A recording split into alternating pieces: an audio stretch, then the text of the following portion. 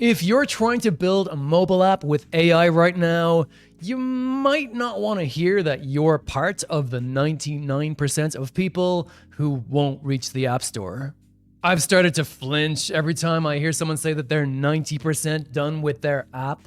Most people who are 90% of the way there, they don't say that. They show me the test flight link.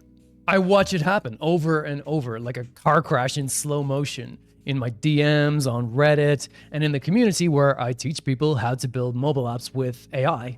Smart people, good tools, real apps.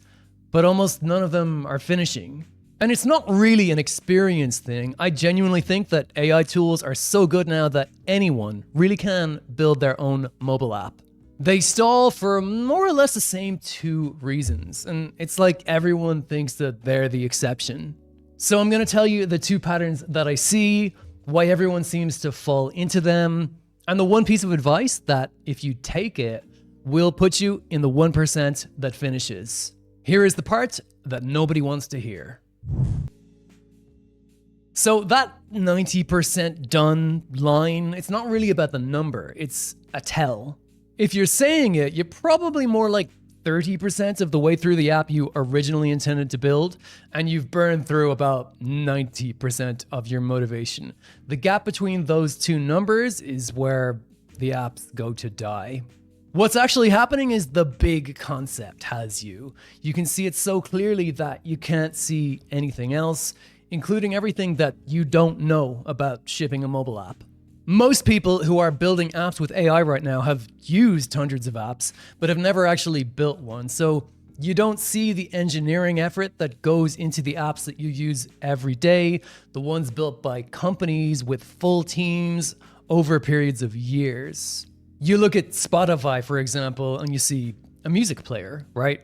But you don't see the team of hundreds that's been building it for 15 years. So you pick an idea, usually something AI powered, and you pour months into the part that feels like an app to you. So the ElevenLabs integration, the vector database for RAG, the custom LLM wrapper, the voice interface, you get really deep into that one piece.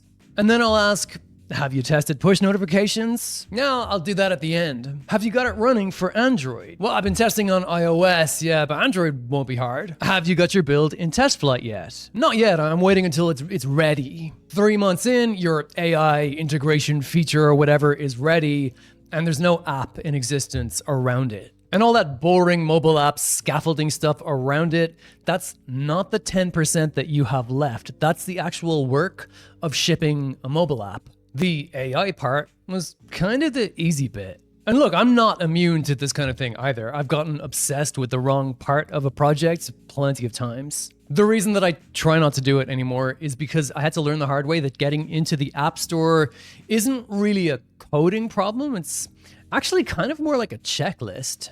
Privacy policy, support pages, sign-in flows that actually work, push notifications that actually fire, things that actually run on Android. The thing that your app does is maybe 1/10 of what Apple needs to see. The second pattern is harder to see. It doesn't look like a problem until it is one. Mobile apps are not the same thing as websites. They're not even really code in the way most people think about it. They are systems that talk to each other. Your code on your laptop, a development build running on your phone, a database somewhere in the cloud, a backend handling things that can't run on the device. And that's before you've added a single feature. You don't need to be able to write code for any of this. AI can do that. But you do need to understand what each piece is and how it fits into the system. Because the moment that any of them stops working, you need to know which piece to look at. But what I see instead is people firing ahead with the advanced stuff. AI integrations, payment gateways, social logins, stacking sophisticated features on top of a foundation that they probably can't draw on a napkin. And that can work for a while, until something breaks in a way that AI can't fix in one shot, and then the gap suddenly opens up. Shipping a mobile app isn't about being clever. It's about understanding the system before chasing the features. Not the code, the system. That's the only consistent thing that I've seen separate the people who ship an app versus people who don't. So here is what I tell people to do, and almost nobody does it. Before you build your app, build a to-do app, build a habit tracker app, build anything, but build it and deploy it end to end. Not because the world needs another to-do app, but because building a to-do app forces you to do every single thing that your real app is going to need. Your auth flow, your database, your navigation, the App Store submission process. Without any of the emotional weight of your big idea. You're not protecting it. You can break it. You can just throw it away. And by the end, you actually understand what stack you're building on. If you take up the piano, you should probably learn Jingle Bells before you attempt to learn Rachmaninoff's Piano Concerto No. 3. So that's the advice. 2 patterns, 1 fix. You're probably not going to take it, but at least now you know. If you want help working through it, link is in the description. Otherwise, good luck, and seriously, build the boring thing first.